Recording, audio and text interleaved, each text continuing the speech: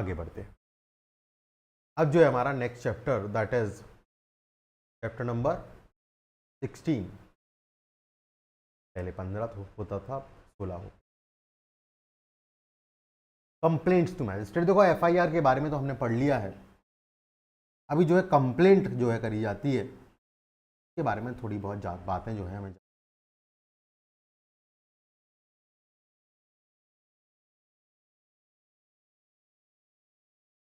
एक तो कंप्लेंट होती क्या है वो हम जानेंगे। What is complaint that we will know. कि भाई हम बहुत अच्छे से जानते हैं कि जब कोई भी एलिगेशंस, चाहे वो ओरली हो चाहे वो राइटिंग में हो, मैजिस्ट्रेट्स आपके सामने किए जाते हैं, that some person has known और अननोन, नोन भी हो सकता है नोन भी हो सकता है, हैज़ कमिटेड एन ऑफेंस। और किस उद्देश्य से करते हैं आप ये? With the objective that some action will be taken by the magistrate.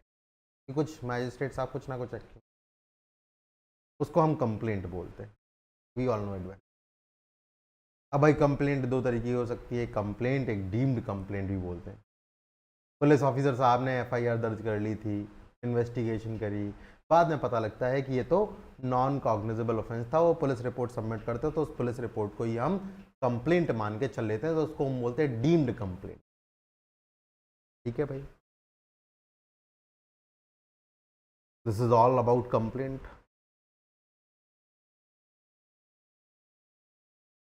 अब प्रश्न ये उठता है क्या कोई भी कंप्लेंट हो सकता है? तो बिल्कुल ये बात हम बहुत पहले से जान रहे हैं that the criminal jurisprudence does not know the concept of locus standi। कुछ केसेस को छोड़ दिया जाए, वो केसेस हमने अभी अभी देख लिए हैं कि इन केसेस में कौन कौन कंप्लेंट हो सकता है। Otherwise the concept of the principle of locus standi is foreign to criminal jurisprudence, is alien to criminal jurisprudence, it does not know about it। Anybody can be complainant, anyone can be complainant, कोई भी व्यक्ति। That is very much clear. तो भाई जब भी complaint आती है तो it is the duty of the magistrate who is empowered to take cognizance, who is taking cognizance of an offense on the basis of complaint, that he will examine the complainant, कि complainant को examine करे वो, और भाई उसके साथ कोई witnesses आए हैं तो उनको भी examine कर ले। तो that is the process from where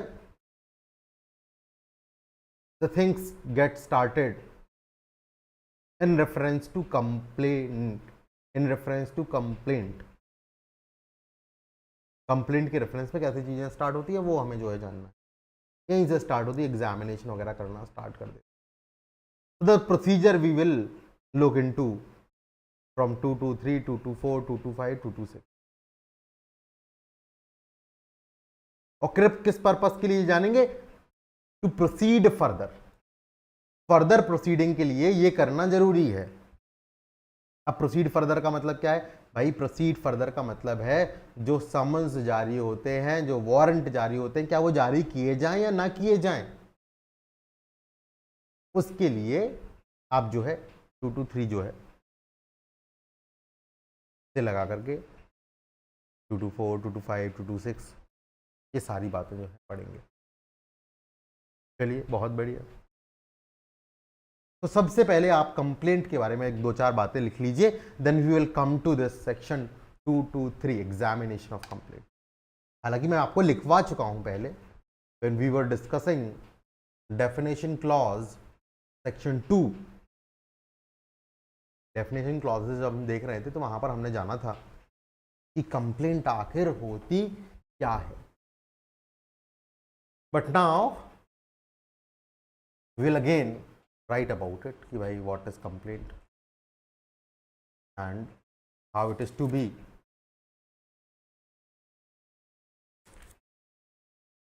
looked into. ठीक है, लिखना स्टार्ट करिएगा। Complaint, complaint is defined in section 2, section 2 1 2 subsection 1,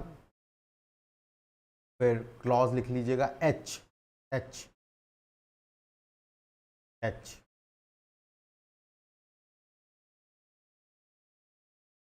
To subsection 1 clause H. It means, आगे लिखिएगा, it means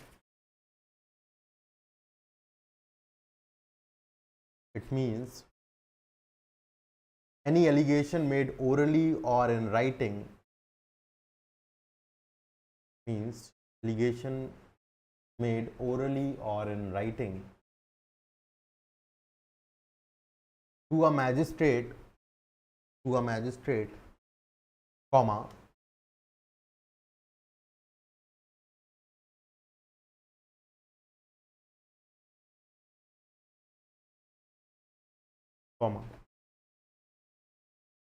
with a view of his taking with a view of his taking action,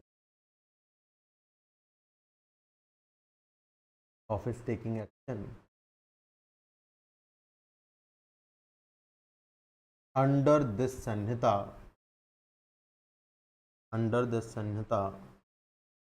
that some person,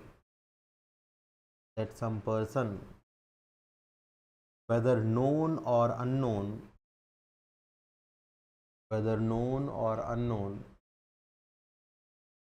has committed an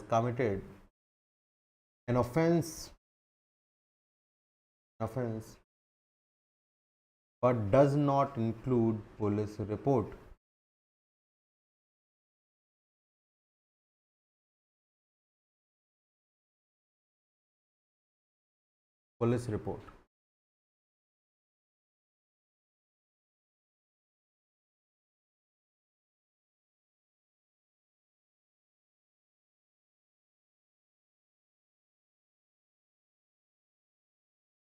next para से लिखिए, there can be deemed complaint,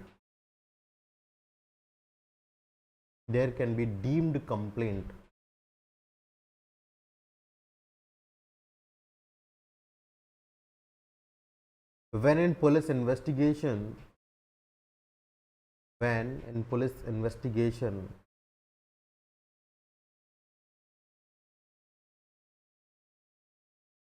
officer finds that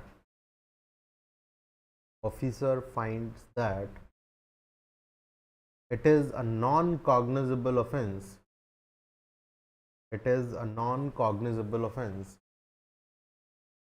and submits police report,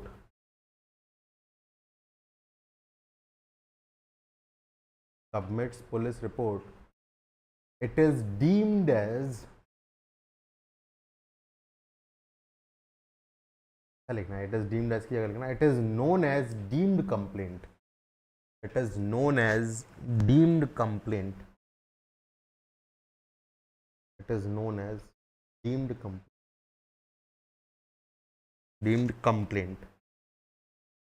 and the police officer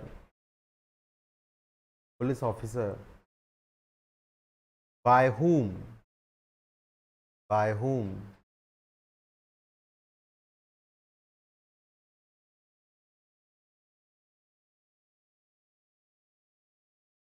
such report is made shall be deemed to be a complainant,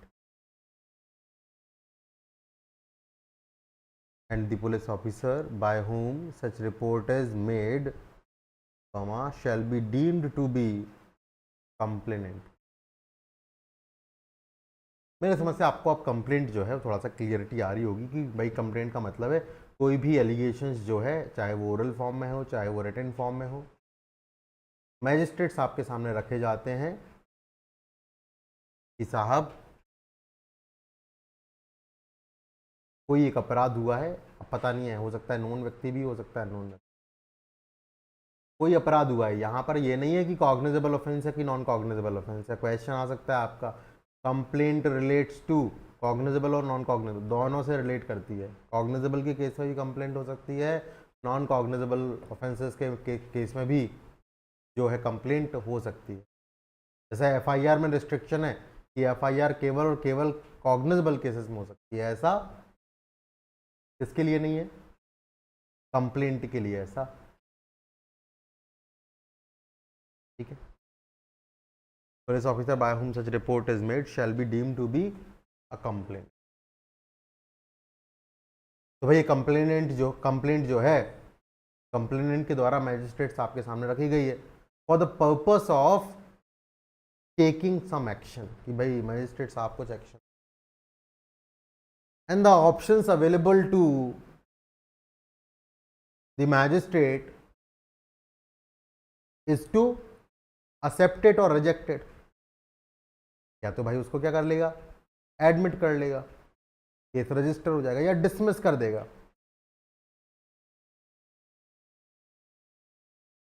अब इसके लिए उसका ये मत बनाना जरूरी है कि क्या यहां पर प्राइमा फेसी केस बन रहा है, whether there is sufficient evidence for the purpose of proceeding further. Proceeding further का मैंने मतलब बताया आपको, 227 के अंतर्गत कोई चालान निकाला जाए, सॉरी चालान बोल दिया, कोई समन्स निकाला जाए, कोई वारंट निकाला जाए, क्या किया जाए आखिर फर्दर प्रोसीड करने के लिए, क्या कोई पर्याप्त एविडेंस है, ये पता करना। तो इस पर्पस के लिए आप एविडेंस जुटाना चाहोगे तो आप क्या करोगे, एग्जामिनेशन करोगे। किसका एग्जामिनेशन करोगे? कंप्लेनेंट का एग्जामिनेशन करोगे। उसके साथ कोई विटनेस है तो विटनेस का एग्जामिनेशन करोगे। Then you will come to know whether there are sufficient ground for proceeding और नॉट। अब यहां पर एक दो अतरंगी सी बातें जो है अब जोड़ दी गई, पहले नहीं लिखी थी। अब देखो जरा, मैजिस्ट्रेट साहब कर क्या रहे हैं? मैजिस्ट्रेट साहब ट्राई ये फाइंड आउट करने का कर रहे हैं, ये फाइंड आउट करने का ट्राई कर रहे हैं कि भाई केस में कोई सफिशिएंट एविडेंस है या नहीं है। अगर होगा तो फिर वो कॉग्निजेंस लेकर के आगे की इश्यू प्रोसेस जो है कर देंगे कि भाई क्या करो, फर्दर प्रोसीड करो, तो समन्स जो है जारी करो, वारंट जारी करो, अक्यूज पर्सन को पकड़ के मेरे सामने लेकर के आओ, या अक्यूज पर्सन को बोलो कि इस तारीख को मेरे सामने उपस्थित। ये जो है इस पर्पस के लिए आप करते थे अभी तक। तो मतलब कॉग्निजेंस लेने के स्टेज पे जो है, कॉग्निजेंस लेने के स्टेज पे अक्यूज जो है नहीं आता। लेकिन एक चीज अभी डाली गई है नई नई बीएनएस के अंतर्गत, बीएनएसएस के अंतर्गत, उस चीज को जो है हम देखते हैं थोड़ा क्या लिखा क्या हुआ है। अभी देखो प्लेनली वैसा ही समझ लेना जैसे लिखा हुआ है। There is conflict in that, और वो कॉन्फ्लिक्ट मैंने आपको ट्राई कर दिया एक्सप्लेन करने का, why there is conflict. A magistrate having jurisdiction while taking cognizance, जब वो कॉग्निजेंस ले रहा है,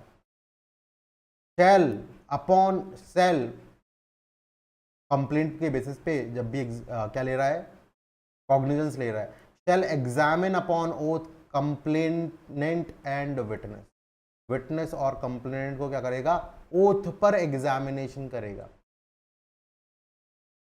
present if any, and the substance of examination shall be reduced to writing, और उसको राइटिंग में लिया जाएगा, जिसको साइन किया जाएगा दोनों के द्वारा ही, कंप्लेनेंट के द्वारा भी, विटनेसेस के द्वारा भी, और साथ ही साथ मैजिस्ट्रेट साहब के द्वारा भी, जब कॉग्निजेंस आप ले रहे हैं। अब देखो जरा, कॉग्निजेंस लेने का पर्पस क्या है, ये फाइंड आउट करना कि भाई समन्स जारी किए जाए, वारंट जारी किए जाए अंडर सेक्शन 227 या नहीं।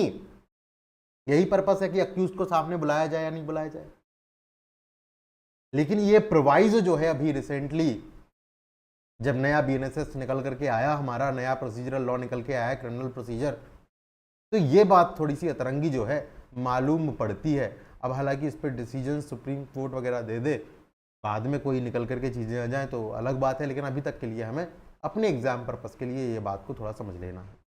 Provided that no cognizance of offence shall be taken by magistrate without giving the accused an opportunity of being heard. Accused को सुनने का मौका जो है आप पहले देंगे, उसके बाद ही कॉग्निजेंस। अब बताओ जरा, अक्यूज्ड को बुलाने के लिए ही तो कॉग्निजेंस ले रहे थे। अभी ये इस बात की पुष्टि जो मैं बात आपको बता रहा हूं कि क्यों, मैंने बताया था ना आपको, कॉग्निजेंस लेने का कोई फॉर्मल वे नहीं है कि भाई मैंने कॉग्निजेंस ले लिया, आज मैंने ये साइन कर दिया, फॉर्मल मेथड है, एक पेपर पे लिख दिया कि कॉग्निजेंस ले लिया, ऐसा कुछ नहीं है. You proceed further, it implies that you have taken the cognizance. You are ordering an investigation which is prior to the cognizance stage. It means that you have not taken the cognizance. आपने cognizance नहीं लिया है, सीधी बात पता लगती है कि आपने cognizance नहीं लिया. आप बोलते हो 175(3) के अंतर्गत फिर से इन्वेस्टिगेट करके लेके आओ, सेक्शन 193 सबसेक्शन 9 के अंतर्गत फर्दर इन्वेस्टिगेशन करो, go and search, execute the search warrant under section 96. You are not taking cognizance because you are moving backward.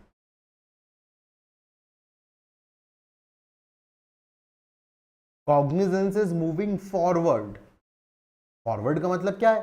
Process issue किया जाए, अब समन्स जारी किए जाए, वारंट जारी किए जाए, और आप बोल रहे कॉग्निजेंस जो है कंप्लेंट के बेसिस पे जब भी लोगे तो अपॉर्चुनिटी दोगे हियरिंग की. And it seems to be not in line with the other two methods. देखो जरा, दो मेथड क्या है? पहली मेथड है कंप्लेंट के बेसिस पे आप जो है कॉग्निजेंस ले सकते. दूसरा है पुलिस रिपोर्ट के, पुलिस रिपोर्ट के बेसिस पे कॉग्निजेंस ले रहे हो तब तो नहीं बुला रहे हो कंप्लेंट को, कंप्लेनेंट को. खुद की इंफॉर्मेशन नॉलेज के बेसिस पे आप कॉग्निजेंस ले रहे हो, then you are also not calling the complainant. Then why it is necessary that on the basis of complaint, when you are taking cognizance on the basis of complaint, you are giving an opportunity to the accused of being heard? Why is it so? Something which is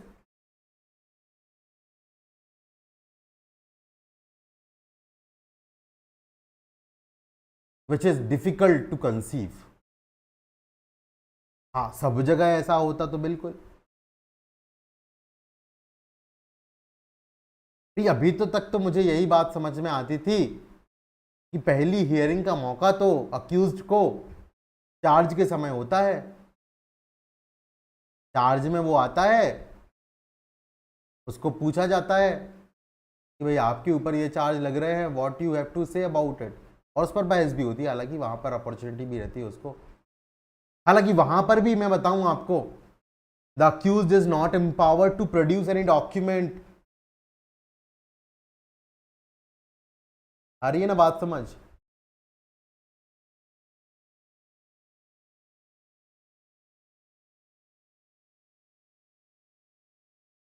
तीन सौ तेरह में नहीं नहीं नहीं नहीं, charge framing पे बता रहा हूं मैं. जो 313 है, जो 351 हो गया है, वो तो है कि चार्ज फ्रेम हो गए, फिर उसका प्ली रिकॉर्ड कर लिया, फिर एविडेंस लेना स्टार्ट करा. तो पहले प्रोसिक्यूशन का एविडेंस लिया, प्रोसिक्यूशन का एविडेंस जब समाप्त हो गया तो उसके बाद में डिफेंस एविडेंस में एंटर होने से पहले आप जो है अक्यूज्ड का एग्जामिनेशन करते. That is examination of accused. यहां पर केवल राइट की बात हो रही है ऑफ बीइंग हर्ड, कि उसको सुना जाए कम से कम.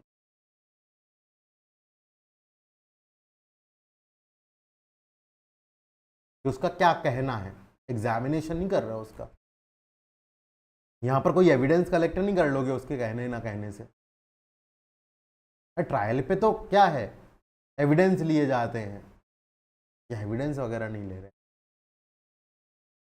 Same at the time of framing of charge there will be argument कि भाई ये चार्ज बन रहा है कि नहीं बन रहा है, वो चार्ज बन रहा है कि नहीं बन रहा है. तो वो अक्यूज को अपॉर्चुनिटी होती है कि वो बता पाता है, एक्सप्लेन कर पाता है कि भाई ये चार्ज होना चाहिए, ये चार्ज नहीं होना चाहिए. हालांकि वहां पर वो मटेरियल प्रोड्यूस नहीं कर सकता है कोई, ना ही वो बोल सकता है कि साहब आप क्या करिए,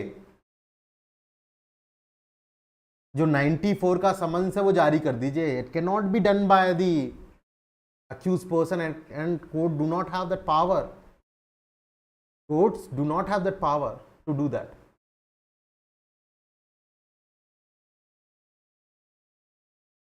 आ रही है मेरी बात समझ?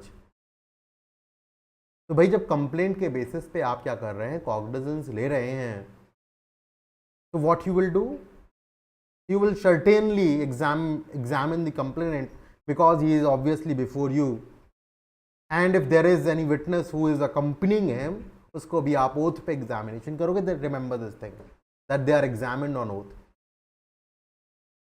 and you will realize at the later stage of proceedings that why it is important. ये important होता है.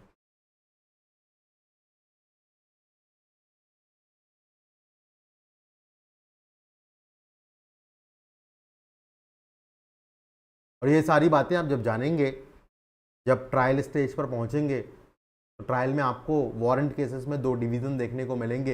एक डिवीज़न होगा on the basis of complaint, और वहां पर ट्रायल जो है वो डायरेक्ट जो है कहां से स्टार्ट हो जाएगा, आपका डिफेंस एविडेंस से स्टार्ट हो जाएगा, क्योंकि प्रोसिक्यूशन का एविडेंस तो ऑलरेडी आप ले चुके होते हो, पहले एग्जामिनेशन कर चुके हो, विटनेसेस का सारा कुछ हो गया है, और उसकी कॉपी सप्लाई करते हो बाद में. जैसे कि वारंट केसेस में आप FIR की, पुलिस रिपोर्ट की कॉपी सप्लाई करते हो, तो आपको कंप्लेंट केसेस में ये कॉपी सप्लाई करनी पड़ती है. तो जिस समय आप कॉग्निजेंस ले रहे हैं, that you on the basis of complaint, what you will do, you are required to examine the complainant and the witnesses if there are any witnesses upon oath. That is the first thing that is to be done. ठीक है, examination of complaint लिख लेना. First, examination of complaint and witnesses if any upon oath. बस इतनी बात लिख लो. अब bracket में चाहे हो तो ये बात को लिख लो कि at the time of taking cognizance, opportunity of being heard will be given to accused person. Bracket में लिख लो. अब लिख दिया है एक्ट में, तो देखो देना पड़ेगा, अपन को लिखना पड़ेगा, ध्यान रखना.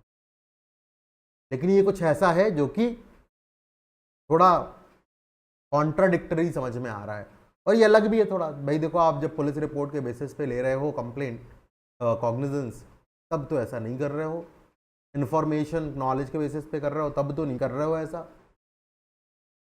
फिर कंप्लेंट के बेसिस पे ऐसा क्यों? That is the question. ठीक है, अब थोड़ी बहुत बातें जो हैं दूसरे प्रोवाइजो में हैं, दे आर वेरी इंपॉर्टेंट. कि भाई आपको जो है कुछ केसेस में एग्जामिनेशन करने की जरूरत नहीं है. कौन कौन से जरूरत नहीं है? ऐसा नहीं कि आप कर सकते हो, बिल्कुल you are free to do it. आपको जरूरत नहीं है कि आप एग्जामिनेशन करो. ठीक है, कौन कौन सी बातें? Provided further that when the complaint is made in writing. जब कंप्लेंट राइटिंग में की जाती है, तो मजिस्ट्रेट को जरूरत नहीं है कि वो एग्जामिनेशन करे कंप्लेंट का या विटनेस का. इन 2 केसेस में. कौन से केसेस में? इन 2 केसेस में. कौन कौन से केसेस हैं भाई? वो ये 2 केसेस, A और B. If public servant acting or purporting to act in discharge of official duty or a court has made complaint. जब कंप्लेंट जो है एक पब्लिक सर्वेंट या कोर्ट के द्वारा की जाती है, तो राइटिंग में की गई, और एक कंप्लेंट कोर्ट ने की है या फिर पब्लिक सर्वेंट ने की है. अब पब्लिक सर्वेंट ने, ऑब्वियस सी बात है, ऐसा नहीं कि पब्लिक सर्वेंट ने कोई भी कंप्लेंट करी तो वो उसमें एग्जामिनेशन की जरूरत नहीं. नहीं, पब्लिक सर्वेंट जो है अपनी ड्यूटीज के अंतर्गत रहते हुए ऑफिशियल ड्यूटीज को डिस्चार्ज करने में ही ऐसी कंप्लेंट कर रहा है. Then in that case magistrate को जरूरी नहीं है कि वो विटनेसेस और कंप्लेनेंट को एग्जामिन करे. ऑब्वियस सी बात है, कोर्ट कंप्लेनेंट है,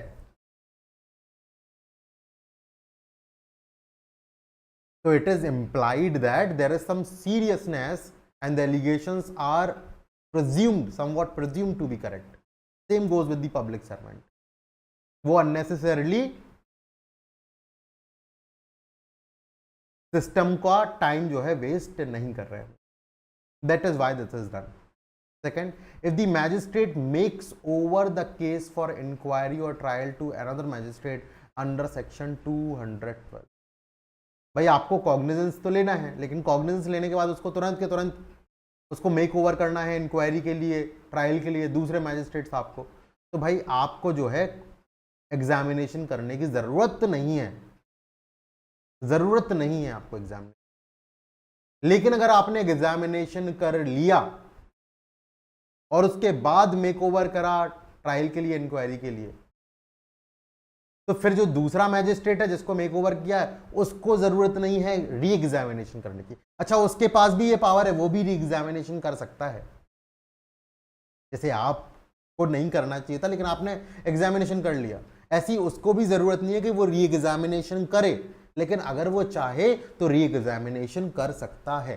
देखो जरा क्या लिखा हुआ है, provided that if magistrate makes over, अगर आप मेक ओवर करते हो अंडर सेक्शन 212 आफ्टर एग्जामिनिंग, देखो जरा आपको बोला था एग्जामिनेशन नहीं करना है, लेकिन फिर भी अगर आपने एग्जामिनेशन कर लिया after examining the complainant and the witness, the latter magistrate, मतलब जिसको मेक ओवर किया गया, लेटर मैजिस्ट्रेट का मतलब जिसको मेक ओवर किया गया है, to whom the making over has been done, need not, देखो जरा फिर से वही लैंग्वेज लिखी है, need not to re examine them, need not re examine them, उसको जरूरत नहीं है कि वही री एग्जामिनेशन करे, चाहे तो कर ले, चाहे तो कर ले। आ रही है बात समझ में कि नहीं आ रही है? ठीक है, कोई दिक्कत है इसमें, कोई समस्या बताओ जरा, कोई इश्यू? बहुत आसान सी बातें हैं भाई, कोर्ट पब्लिक सर्वेंट जब है तो आपको एग्जामिनेशन करने की जरूरत नहीं है, नीड नॉट टू। और अगर आपको आगे मेक ओवर ही करना है केस, इंक्वायरी के लिए, ट्रायल के लिए, तो फिर आप क्यों एग्जामिनेशन कर रहे हो? उनको एग्जामिनेशन करने दो। अच्छा, लेकिन अगर आपने कर लिया है उनका एग्जामिनेशन, तो फिर वो आगे वाले मैजिस्ट्रेट को जरूरत नहीं है कि वो री एग्जामिनेशन करे, दोबारा से एग्जामिन करे, ऐसा जरूरत नहीं है। करने को सब कर सकते हो, बिल्कुल आपके पास सारी पावर्स है। ठीक है, तो इतनी बातों को आप पहले लिख लीजिए, लिख लीजिए। सेकंड, सेक्शंस नहीं लिखा रहा हूं मैं, आपको पॉइंट्स में लिखा रहा हूं, सेकंड बात लिखिएगा। If complaint is made by public servant और the court, if complaint is made by the public servant or the court,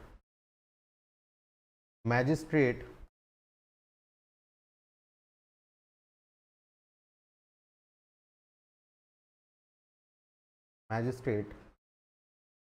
need not to examine, need not to examine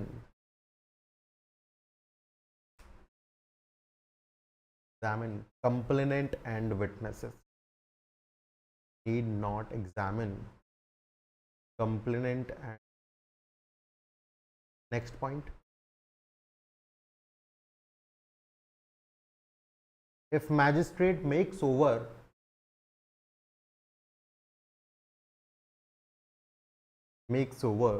the case to another magistrate, then also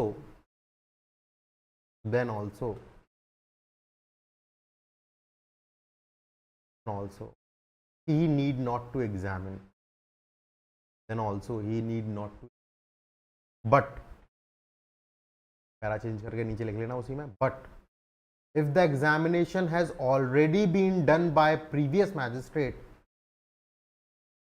but if examination has already been done by previous magistrate,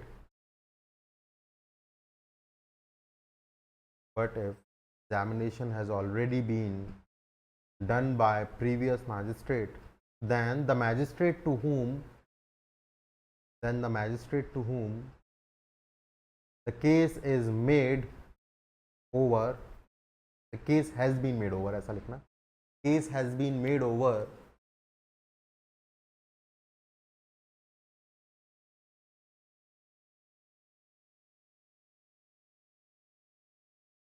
need not re-examine them। ठीक है, next point लिखिएगा, substance of such examination, next point लिखिएगा, substance of such examination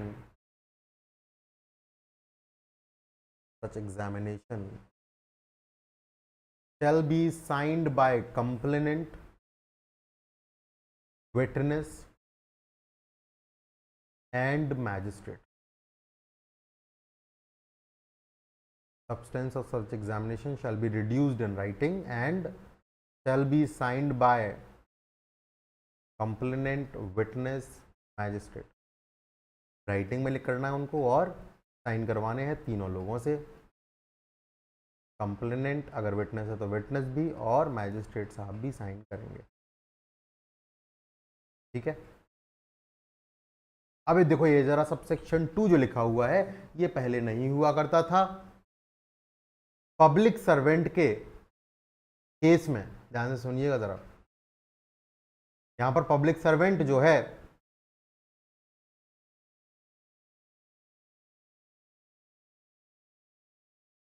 complainant नहीं है।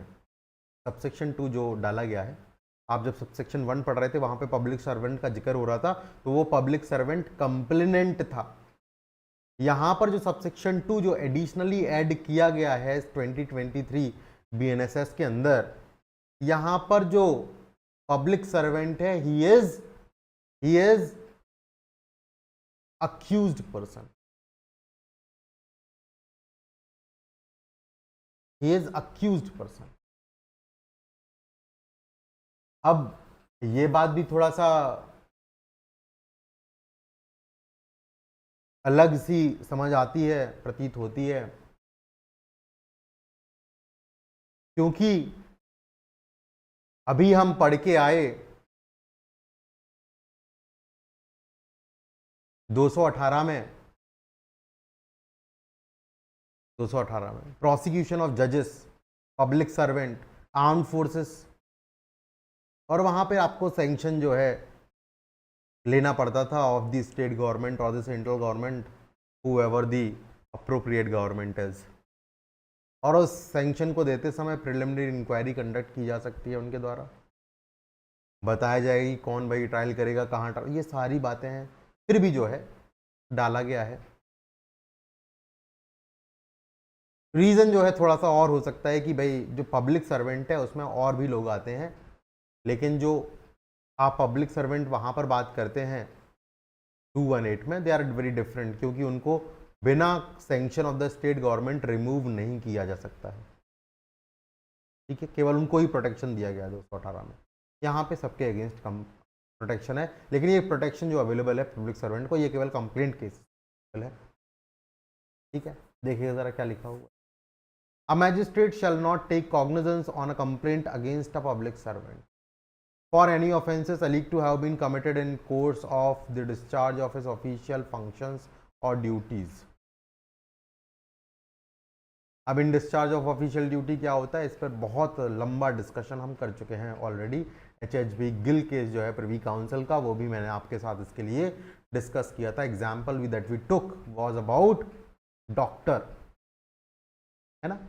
तो ये सारी बातें जो है अनलेस कब ले सकते हैं, such public servant is given opportunity to make assertions as to the situation that led to the incident solely. उसको अपॉर्चुनिटी देंगे पहले पब्लिक सर्वेंट को कि भाई आप जो है बता सकते हैं, असर्ट कर सकते हैं कि भाई क्या सिचुएशन थी जिसकी वजह से ये घटना हो, और साथ ही साथ एंड एक रिपोर्ट बुलाएंगे उसके सुपीरियर ऑफिसर से, किस बारे में, फैक्ट्स और सर्कमटेंसेस के बारे में जिसकी वजह से वो इंसिडेंट हुआ है, जिनमें वो इंसिडेंट हुआ है, उस इंसिडेंट्स के फैक्ट्स एंड सर्कमटेंसेस के रिगार्डिंग एक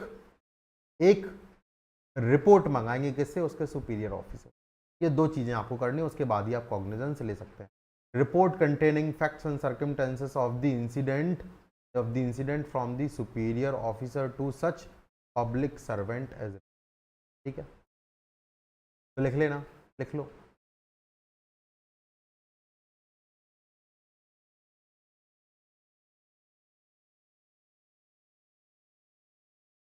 लिख लेना। cognizance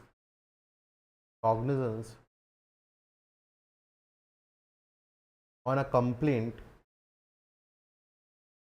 against a public servant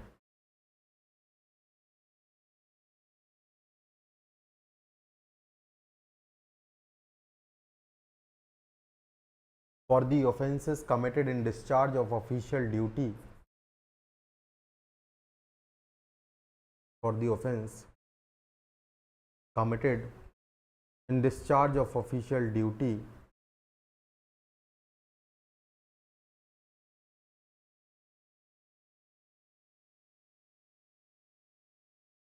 can be taken only after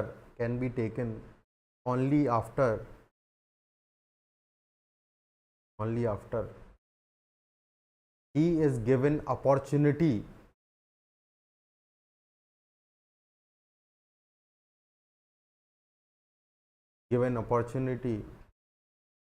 to make assertions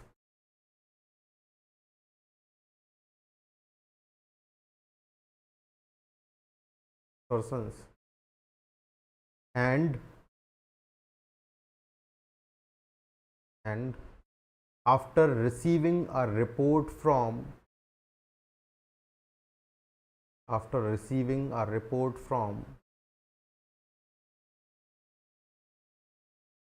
his superior officer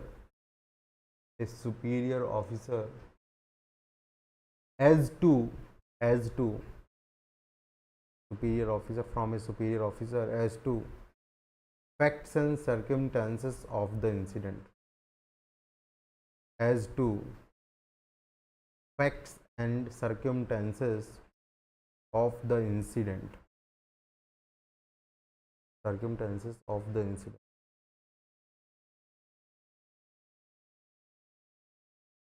ठीक है। कोई समस्या, कोई डाउट यहाँ तक बताइए ज़रा। मेरी समस्या नहीं हो। Now you remember, if you remember, this one thing that we talked about is protest petition. क्या वो ध्यान है आपको? भाई जब पुलिस रिपोर्ट सबमिट करी जाती है under section 193 subsection 3 and the informant or the victim or the complainant, whoever it is may be, they are not satisfied with the investigation done by the police officer. They are not satisfied with the report that is prepared by the investigating officer. Then at the time of submitting this or after submission of this final report before the magistrate, this victim or the complainant or the informant can make a protest petition. वो protest petition जो उस समय करते हैं भाई बताएंगे कि भाई पुलिस ने इस तरीके से इन्वेस्टिगेशन नहीं करी है, ये facts and circumstances of the case हैं, ये हमारा केस है, इस तरीके से चीज करें। Now with that various options are available with the magistrate. Let us see the first option and after that every other option that is there with the magistrate. One of the option is that the magistrate is not bound to accept the report of the police officer. He can direct the further investigation under section 193 subsection 9 or under section 175 subsection 3। ये बातें आप लिख सकते हैं, record कर सकते हैं ना, लिख सकते हैं, के लिए अच्छा रहे भाई, ये कर सकते हैं। दूसरा ऑप्शन जो अवेलेबल है कि भाई उसी पुलिस रिपोर्ट के बेसिस पे, because you are not bound to accept it as it is there, आपको लगता है there is sufficient evidence to proceed further on the record, what you can do, you can take cognizance on the basis of police report itself। बहुत बढ़िया, ये भी कर सकते हैं। एक ऑप्शन आपके पास में ये अवेलेबल है कि प्रोटेस्ट पिटीशन आपके पास में आ गई है, आपके पास में पुलिस रिपोर्ट है जो कि उसके अगेंस्ट ही है, आप ऐसा मान सकते हैं, आपको ये इंफॉर्मेशन आपके नॉलेज के बेसिस पे आप कॉग्निजेंस ले सकते हैं। You can take cognizance under section 210 subsection 1 clause C, own information और नॉलेज। उसके बेसिस पे कॉग्निजेंस ले सकते हैं, बिल्कुल। And there can be fourth option which is very important here, that is why we are discussing. कि पहले ये तीनों ऑप्शंस हम डिस्कस कर चुके हैं। ये चौथा ऑप्शन जो है कि आप इस प्रोटेस्ट पिटीशन को कंप्लेंट मान लें और फिर उसको कंप्लेंट के तौर पे डील करें। आप एग्जामिनेशन करिए विटनेसेस का, कंप्लेनेंट का। बात समझ आई या नहीं बताइए जरा। Is this clear to every one of you और नॉट? ठीक है, नहीं लिखा है तो एक बार लिख लो, लिख लो, बता देता हूँ, लिख ही लो इसको। हालांकि मैंने पहले आपको बता दिया है, अभी दोबारा से समझा दिया है, ये बात समझ आ जानी चाहिए। But there might be doubts in near future or in far future, so those doubt must be resolved and answered, and that is why it is in good endeavors that we write it down. चलिए लिखिएगा जरा। Magistrate has following options on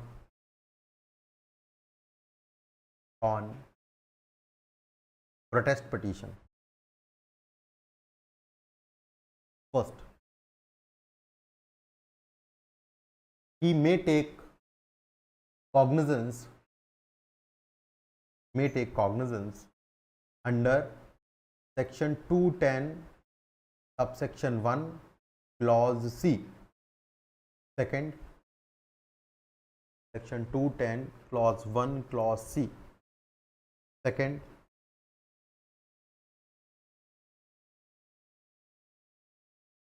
he may direct investigation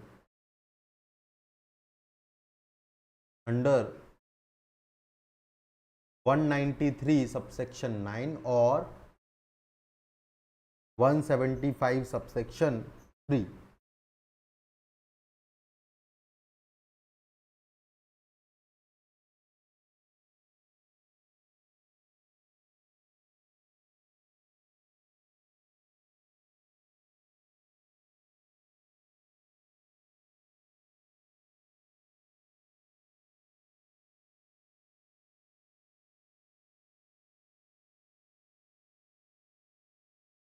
Next, he may treat protest petition as a complaint. He may treat protest petition as a complaint